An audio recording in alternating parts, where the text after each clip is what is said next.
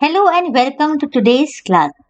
आज पढ़ेंगे क्लास 7 का chapter 7, weather climate and adaptation of animals climate.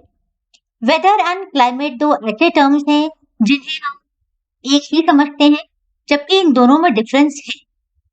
साथ ही हम पढ़ेंगे चैप्टर में किस तरह से एनिमल्स अपने आप को अपने सराउंडिंग्स के हिसाब से अडेप्ट करते हैं और धीरे धीरे इनके body features due to process of evolution इस तरह से डेवलप हो जाते हैं कि ये इन्हें एक्सट्रीम टेम्परेचर से प्रोटेक्ट भी करते हैं और इन्हें सरवाइव करने में हेल्प भी करते हैं। तो लेट्स बिगिन टुडेज क्लास। चलिए शुरू करते हैं chapter weather climate and adaptations and animals. सबसे पहले देखते हैं आज हम इस लेसन में कौन कौन से टॉपिक्स कवर करेंगे। सबसे पहले हम कवर करेंगे वेदर, फिर climate, then climate and adaptation, और फिर डिस्कस करेंगे कुछ typical climatic region like polar regions and tropical rain forest. देखते हैं वेदर क्या है।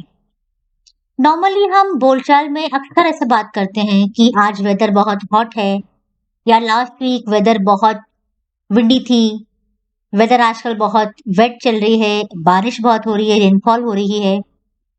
जब हम ऐसे बोलते हैं तो इसका क्या मतलब है? ऑफ कोर्स इसका मतलब ये है कि वेदर बार बार चेंज हो रही है। Weather basically day to day condition है ऑफ एटमॉस्फेयर किसी भी प्लेस पर किसी भी वक्त पर with respect to temperature, rainfall, wind speed, humidity etcetera. यानी किसी भी एक जगह पर एक पर्टिकुलर समय पर जो भी रेनफॉल की कंडीशन रहेगी या जो भी टेम्परेचर रहेगा, कितनी ह्यूमिडिटी रहेगी, कितनी विंड स्पीड रहेगी, ये सारी चीजें कहलाती हैं उस पर्टिकुलर जगह का वेदर। डेली वेदर रिपोर्ट हम अक्सर न्यूज़पेपर में और जो न्यूज़ चैनल है उसमें लिखते हैं।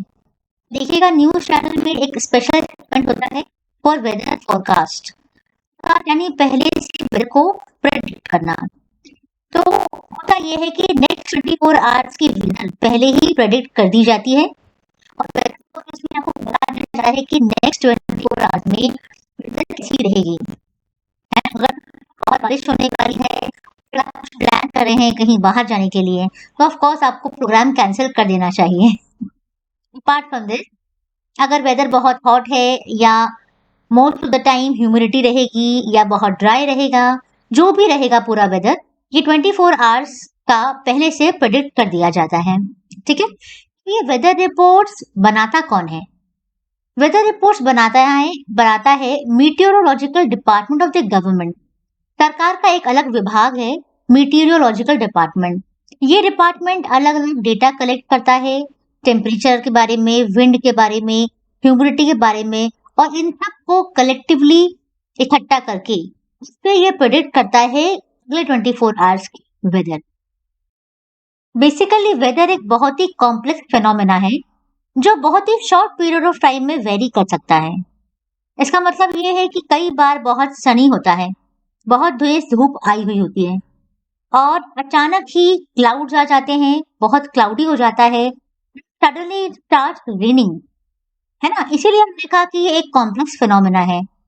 इवन 24 आवर्स के लिए प्रेडिक्ट करने के बाद भी ये जरूरी नहीं है कि वेदर बिल्कुल वैसी ही रहे जैसा कि फोरकास्ट में बताया गया है ना। इसीलिए कहा गया it is a complex phenomena, क्योंकि इतने सारे फैक्टर्स पर डिपेंड करता है कि ये कभी भी चेंज हो सकता है। टेम्परेचर, ह्यूमिडिटी, विंड स्पीड और दूसरे फैक्टर्स जो हमने अभी डिस्कस किए, इन सभी को एलिमेंट्स ऑफ वेदर कहते हैं, ये आपको याद रखना है। क्वेश्चन आ सकता है what are the elements of weather, या name a few elements of the weather. तो आपको लिखना है temperature, humidity, wind speed, rainfall etcetera are the factors of और एलिमेंट्स ऑफ द वेदर। और यहाँ पर आपको पता होनी चाहिए कि 24 आवर्स में एक समय होता है जब टेम्परेचर मैक्सिमम रिकॉर्ड किया जाता है और ज्यादातर ये आफ्टरनून का टाइम होता है, और एक टाइम ऐसा होता है जब मिनिमम टेम्परेचर 24 आवर्स का रिकॉर्ड किया जाता है। ये time mostly late at night होता है या एकदम अर्ली मॉर्निंग होता है। तो मैक्सिमम और मिनिमम टेम्परेचर ये कैसे पता लगाते हैं? ये पता लगाया जाता है एक थर्मोमीटर के द्वारा, जो कि एक स्पेशल काइंड ऑफ थर्मोमीटर है, नॉर्मल थर्मोमीटर से डिफरेंट है, और इसका नाम दिया गया है मैक्सिमम एंड मिनिमम थर्मोमीटर। ठीक है, तो इसका काम है मैक्सिमम और minimum temperature of the day record करना। तो जो हम वेदर फोरकास्ट की बात कर रहे थे, जब वेदर फोरकास्ट बताई जाती है तब अगले 24 आवर्स का मिनिमम और मैक्सिमम टेम्परेचर भी बताया जाता है। वेदर तो हमने देख लिया क्या है, देखते हैं व्हाट इज क्लाइमेट। क्लाइमेट और वेदर में यही डिफरेंस है कि क्लाइमेट एक पर्टिकुलर जगह का एवरेज वेदर पैटर्न होता है, जो करीब 25 से 30 साल के बीच देखा जाता है। यानी किसी भी एक जगह का वेदर पैटर्न 25 से 30 साल का ऑब्जर्व किया जाता है, और उसको उस हिसाब से ये कहा जाता है कि इस प्लेस का क्लाइमेट कैसा रहेगा। फॉर एग्जाम्पल, अगर किसी जगह का टेम्परेचर बहुत हाई रहता है, ज्यादातर टाइम बहुत हाई रहता है, बहुत तेज धूप रहती है ना, तो ऐसे जगह के टेम्परेचर को हम हॉट कहेंगे। फॉर एग्जाम्पल, हम देख लें राजस्थान को, हम जानते हैं कि राजस्थान एक ऐसा स्टेट है जहां मोस्ट ऑफ द ईयर बहुत तेज धूप रहती है and it is very hot. तो कहेंगे कि यहाँ का क्लाइमेट हॉट है। लेकिन अगर उसी जगह पर बहुत ज्यादा बारिश भी रिकॉर्ड की जाती है ना, तो उस जगह का क्लाइमेट हॉट एंड वेट कहलाएगा, राइट? क्योंकि ये हॉट भी है और यहाँ पर अक्सर बारिश होती है, इसमें वेट भी रहता है। ठीक, इसको हम ड्राई नहीं कह सकते हैं। दैट इज वाई इस पर्टिकुलर जगह का क्लाइमेट एंड वेट कहा जाएगा। बात करते हैं क्लाइमेट एंड अडेप्टेशंस की। पहले भी हमने डिस्कस किया था कि क्लाइमेट के अकॉर्डिंग एनिमल्स अपने आप को अडेप्ट कर लेते हैं, है ना। मोस्टली जो एनिमल्स होते हैं वो जिस भी क्लाइमेटिक कंडीशन में रहते हैं उनमें वैसे ही अडेप्टेशंस रहती हैं। यानी उनके बॉडी फीचर्स समय के साथ साथ इस तरह से चेंज हो जाते हैं, डेवलप हो जाते हैं, है ना, प्रोसेस ऑफ एवोल्यूशन की वजह से। यानी धीरे धीरे उनके जो भी पार्ट ज्यादा यूज होता है वो अच्छे से इवॉल्व हो जाता है, और जो पार्ट यूज नहीं होता है वो धीरे धीरे एक्सटिंक्ट हो जाता है। इस तरह से एवोल्यूशन का प्रोसेस चलता है। तो धीरे धीरे टाइम के हिसाब से इनमें ऐसे features, body features, physical features develop हो जाते हैं जो इन्हें हेल्प करते हैं सरवाइव करने में एक्सट्रीम क्लाइमेटिक कंडीशंस में। अगर बहुत हीट में है ये, या बहुत कोल्ड जगह पर है, या बहुत वेट जगह पे है, तो उसके अकॉर्डिंगली ये अपने आप को मेंटेन कर लेते हैं और अपनी बॉडी को ये उस हिसाब से प्रोटेक्ट भी कर लेते हैं। सबसे पहले बात करेंगे पोलर रीजन्स की। पोलर रीजन्स कौन से रीजन है? ये अर्थ का नॉर्थ पोल और साउथ पोल वाला हिस्सा है ना। तो साउथ पोल यानी कि एंटार्क्टिका वाला रीजन, और नॉर्थ पोल यानी कि आर्कटिक वाला रीजन। तो ये रीजन स्पेशल क्यों है? क्योंकि यहाँ एक्सट्रीम कोल्ड है और ये पूरी तरीके से बर्फ से ढके हुए हैं। ऐसा क्यों है? ऐसा इसलिए है क्योंकि ये जो दोनों पोलर रीजन हैं ये डायरेक्ट सनलाइट इन्हें नहीं मिलती है ना। डायरेक्ट और इंटेंस सनलाइट इन्हें नहीं मिलती है, इसी वजह से मोस्ट ऑफ द टाइम यहाँ पर बहुत ज्यादा एक्सट्रीम कोल्ड रहती है। 6 मंथ तक यहाँ पर सनराइज नहीं होता है और 6 मंथ तक सन सेट नहीं होता है। विंटर्स में यहाँ टेम्परेचर -37 डिग्री सेल्सियस तक लो जाता है। और कमाल की बात यह है कि ऐसी कंडीशंस में भी एनिमल्स यहाँ पर सरवाइव करते हैं। क्यों? क्योंकि वो इस कंडीशन को सरवाइव करने के लिए ऑलरेडी अडेप्टेड है ना। For example, the best example that we can discuss is polar bear, and we know that polar bear has white fur रहता है इसकी बॉडी पर, और ये इजीली विजिबल नहीं रहता है आइस में, दैट मीन्स स्नो में। और क्योंकि स्नो में ये विजिबल नहीं है, यानी आसानी से दिखाई नहीं देगा, देयर ये फीचर इसे अपने प्रीडेटर्स से बचाता है। पोलर बेयर की पास की बॉडी में दो थिक लेयर्स पोलर बेयर की बॉडी में दो थिक लेयर्स होते हैं ऑफ फर, ठीक है, एक्सट्रीम कोल्ड से इनको बचाने के लिए। और इनकी स्किन के नीचे एक लेयर होती है फैट की। तो 2 लेयर फर की और 1 लेयर फैट की। इसका मतलब ये है कि इनकी बॉडी वेल इंसुलेटेड रहती है।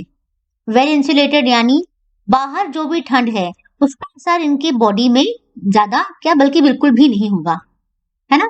बल्कि इनको तो इस बात का ध्यान रखना पड़ता है कि कहीं इनकी बॉडी ओवरहीट ना हो, ठीक। इसीलिए ये धीरे धीरे चलते हैं, दे वॉक स्लोली, और बीच बीच में ये रेस्ट लेते हैं। इसलिए बहुत ज्यादा एक्टिव नहीं होते हैं, क्योंकि अगर इनकी बॉडी ओवर एक्टिविटी की वजह से हीट अप हो जाती है, इससे प्रॉब्लम हो सकती है। Because he is used to cold climatic condition, ठंड का ये आदी है, और ऐसे में अगर बॉडी हीट अप हो जाती है बहुत ज्यादा तो दिक्कत वाली बात है। जब वार्म डेज रहते हैं तो वार्म डेज में इसको कूलिंग के लिए कुछ एक्टिविटीज करनी पड़ती हैं। तो पोलर बेयर क्या करता है? The polar bear goes for swimming. इसके जो पाउज हैं बहुत वाइड एंड लार्ज होते हैं और इससे स्विमिंग में हेल्प करते हैं, और at the same time snow पर भी ये बहुत इजीली वॉक कर पाता है बिकॉज ऑफ इट्स पाउज। फिर इसकी एक और बहुत बड़ी खासियत है कि ये अपने नॉस्ट्रल्स क्लोज कर सकता है और वाटर में बहुत लंबे समय तक अंडर वाटर रह सकता है। ऑल्सो इसका बहुत ही स्ट्रॉन्ग सेंस ऑफ स्मेल होता है इसके पास, और इसीलिए ये बहुत इजीली अपने प्रे को यानी फूड को कैच कर लेता है। पोलर बेयर के अलावा सेकेंड बहुत ही कॉमन एनिमल जो यहाँ मिलता है वो है पेंगुइन। यस, हम सब पेंगुइन जानते हैं। पेंगुइन पोलर रीजन में मिलता है और ये भी वाइट कलर का है और बहुत इजीली और वेल मर्ज हो जाता है विद स्नो। ऑल्सो इसकी भी स्किन बहुत थिक होती है और फैट की लेयर होती है ताकि ये अपने आप को कोल्ड से बचा सके। पेंगुइन्स मोस्टली आप देखेंगे कि ग्रुप में चलते हैं, they are huddled together and they walk together. Why? इससे ये ठंड से बच जाते हैं और इनमें अपने आप को वार्म रखने के लिए ऐसा करते हैं। बॉडीज इनकी अगर शेप की बात की जाए तो बॉडीज स्ट्रीम लाइंड होती हैं और इनके फीट में भी वेब्ड होते हैं, तो देयरफॉर ये बहुत अच्छे स्विमर्स होते हैं। एट द सेम टाइम ये बहुत आसानी से स्नो पर वॉक कर पाते हैं। इसके अलावा बहुत सारी fishes, reindeers, seal, whales, birds, ये सभी एनिमल्स जो हैं वो पोलर रीजन में मिलते हैं। एक फिश जो है वो काफी समय तक अंडर वाटर रह सकती है, लेकिन बर्ड्स जो है ये इतने कोल्ड कंडीशन में सर्वाइव नहीं कर पाती हैं। इसलिए बर्ड्स जब विंटर शुरू होते हैं तो बर्ड्स माइग्रेट करके कुछ वार्मर प्लेसेस पर चली जाती हैं, और जैसे ही विंटर खत्म होती है तो ये वापस फ्लो डाउन कर जाती हैं, यानी ये वापस आ जाती हैं। देखते हैं कि ट्रॉपिकल रेन फॉरेस्ट का क्लाइमेट कैसा होता है। जैसा कि हम जानते हैं ट्रॉपिकल रीजन यानी हॉट क्लाइमेट। ट्रॉपिकल रीजन में काफी हॉट क्लाइमेट रहता है, क्यों?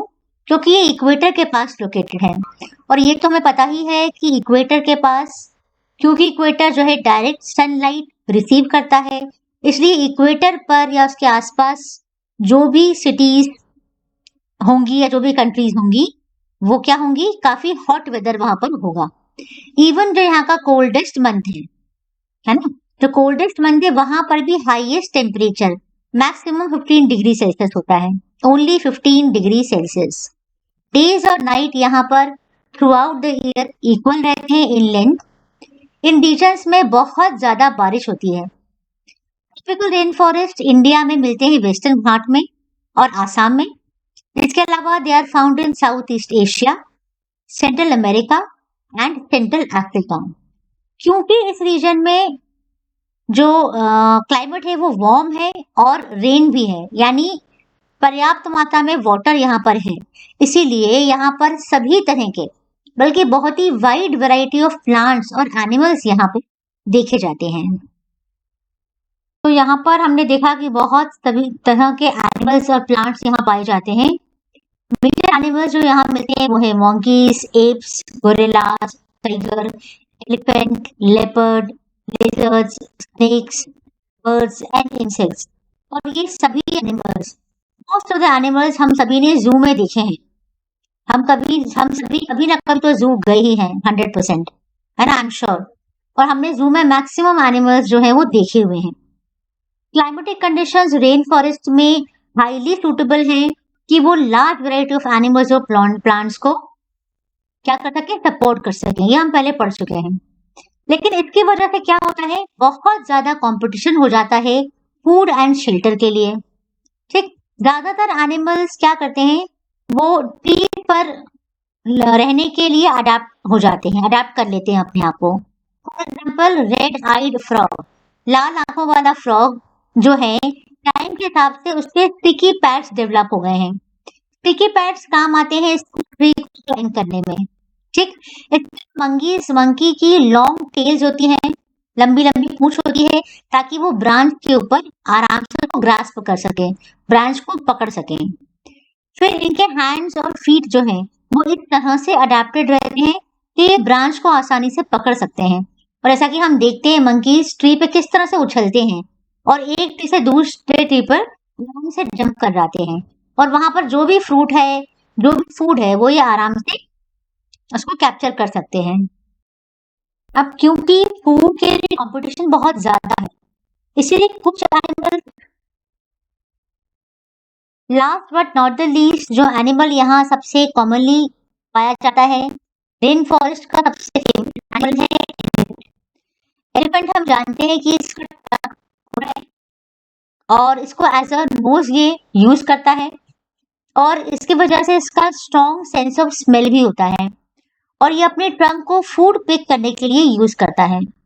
मोरओवर जो इसके teeth होते हैं, ये मॉडिफाइड टीथ होते हैं, जो ये बार्क को, ट्री के बार्क को टेयर करने में यूज करता है। और ये तो हम जानते ही हैं कि एलिफेंट का फेवरेट फूड होता है ट्री की बार्क। सो एनिमल, ये जो एलिफेंट है, ये फूड रिलेटेड कंपटीशन को बहुत ही इजीली हैंडल करता है। इसी के साथ ये चैप्टर खत्म होता है। हमने इसमें डिस्कस किया किस तरह से एनिमल्स अलग अलग क्लाइमेट में अपने आप को अडेप्ट करते हैं, और किस तरह के बॉडी फीचर्स इनके होते हैं, ताकि ये अलग अलग क्लाइमेट में सरवाइव कर पाए। क्लाइमेट मतलब जिस भी प्रकार के क्लाइमेट में ये पाए जाते हैं, उसमें ये सरवाइव कर पाए और प्रीडेटर से भी बचे रहें, और प्रॉपर फूड भी ये गैदर कर पाए। ठीक, तो आई होप कि आपको ये यूनिट भी अच्छे से समझ आया होगा। Till you have any problem, you can definitely post a question in the comment box, and I would love to answer. And yes, do like and subscribe the channel if you like the video lessons, and also share it with your friends. Thank you.